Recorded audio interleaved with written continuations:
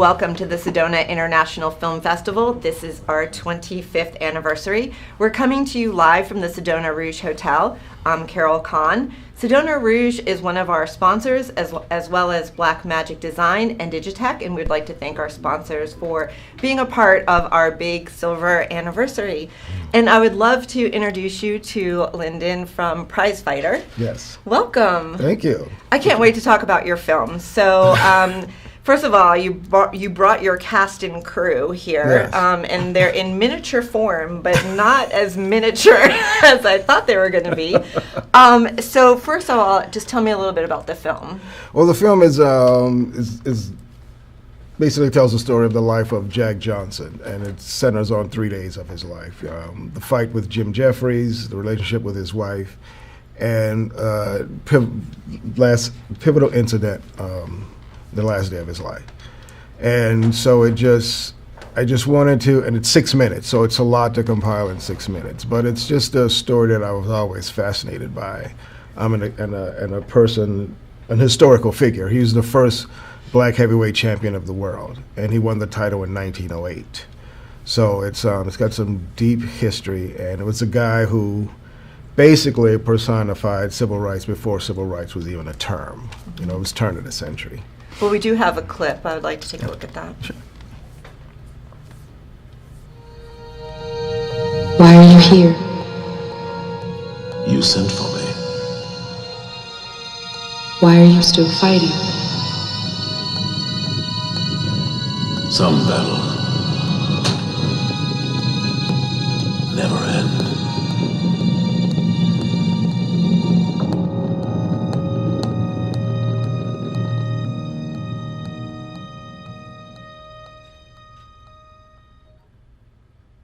Wow.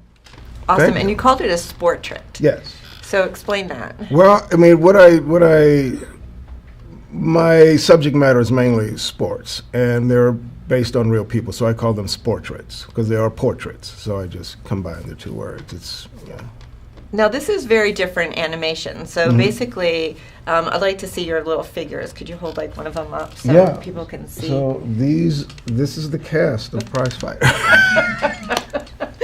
It's amazing. Like, Against seriously. Black, yeah. Oh my gosh. And how did you like manipulate them And to? there's more here. I know there's a whole like petri dish. Yeah. One frame at a time. It's stop motion animation. They completely articulate. So each one of these figures performed every motion in the movie, and it's all shot and edited entirely on iPhones. Oh, So, wow. Yeah. Yeah. Well, but also you were telling me how you made these, and they're made out of gum They're made out of wrappers. chewing gum wrappers. Yes. So, like, I mean, I don't see juicy fruit. Could be some of those in it. It's all Wrigley's. Yeah, it's a technique that I started doing when I was a kid. I was about 11 years old, and I started making drivers to put in Hot Wheels cars. You know, because they had no drivers. It just made no sense to me that the cars have no drivers. So, and I always made stuff, you know, out of wire and aluminum foil and anything I got my hands on. And my mom chewed tons of gum. So when I realized, it just hit me one day that it was paper on one side, foil on the other. So if I sculpted it with the paper side out, I can paint the paper. And I just never stopped. So I have thousands of these things. I've done like 6 films. Oh my gosh. And yeah, so it's you know, after finishing undergrad at Xavier studying art, you know, which helped to form, you know, what they look like, learning all the, you know, principles of art and painting and sculpture and all.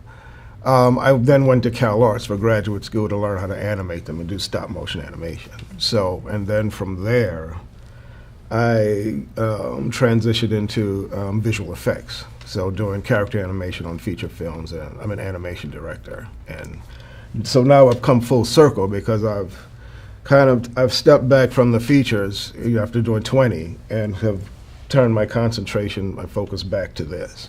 Because this is really personal to me, and it's, you know, it's tactile, and it's what I do. And so I'm having as much fun doing this on any feature that I've done. You know. And that's the whole point too, is Yeah. having fun. That But is you're the having fun and you're also communicating a message. Yes. Yes, it is. It's a timeless story. I mean, that's why I say, some battles never end, because the battles that Jack was fighting then continue up until now, to 2019. And even if you attribute it to sports, from Tommy Smith raising the fist in '68 Olympics to even now Colin Kaepernick, in his fights with the NFL, and it's all just for a civil rights message that, this message we're trying to convey, that we just want to be listened to and just want to be accepted as human and equal. And when that doesn't happen, we protest. And so the message is timeless, and the battles never end. And there's someone who makes a cameo in the film that people realize and go, oh, yeah, okay, and it brings it all home. Yeah. Yeah. Is that I won't say who. Yeah, we don't need to say who. You see the film, you'll know. Yes, I do know, actually. But, you bring up a good point, and, I've had this conversation with a lot of friends of mine because, it's hard for me to kind of understand, because I'm not, I'm not in it. I'm not part of that, the role in history. But do you feel like that, you said it really hasn't gotten any better. What do you think needs to change in order for it to get better?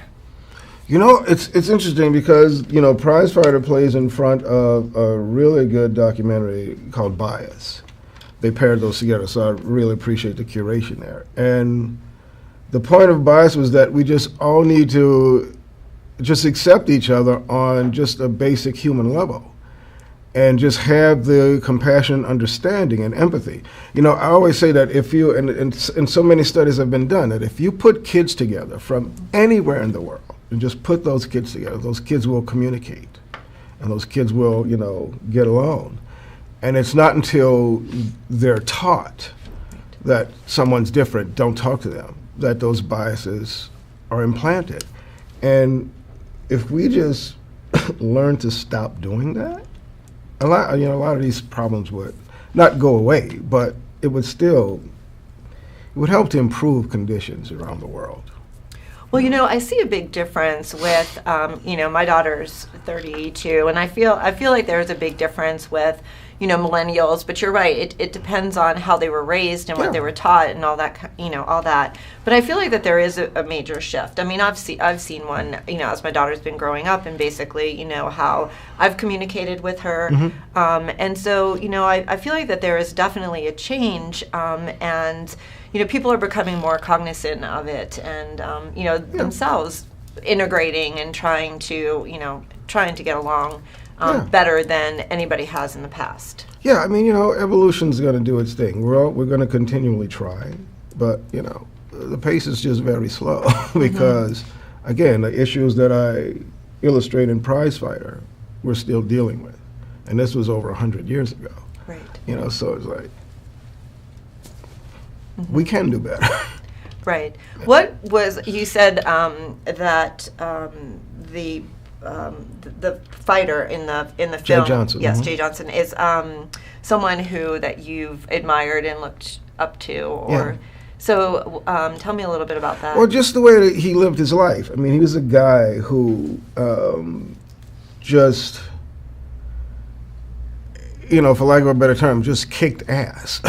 And as a black man, growing up, from a kid into a man in America, and just that he just took what he wanted and what he deserved was his, and he worked really hard for it, and he fought for it, and he traveled the world as a prize fighter, and he traveled the world, as guest of dignitaries and kings and queens because of what he did, and he also dated and married white women, and so all of that was just looked down upon, but even with that, and the riches he earned because of his, role as a prize fighter, what he did. So, and by no means was he a saint.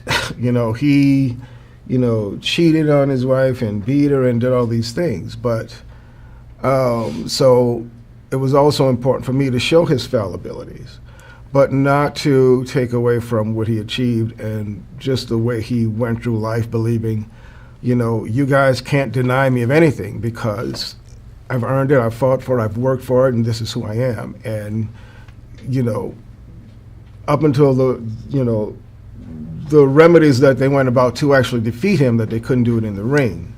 So they tried to do it politically.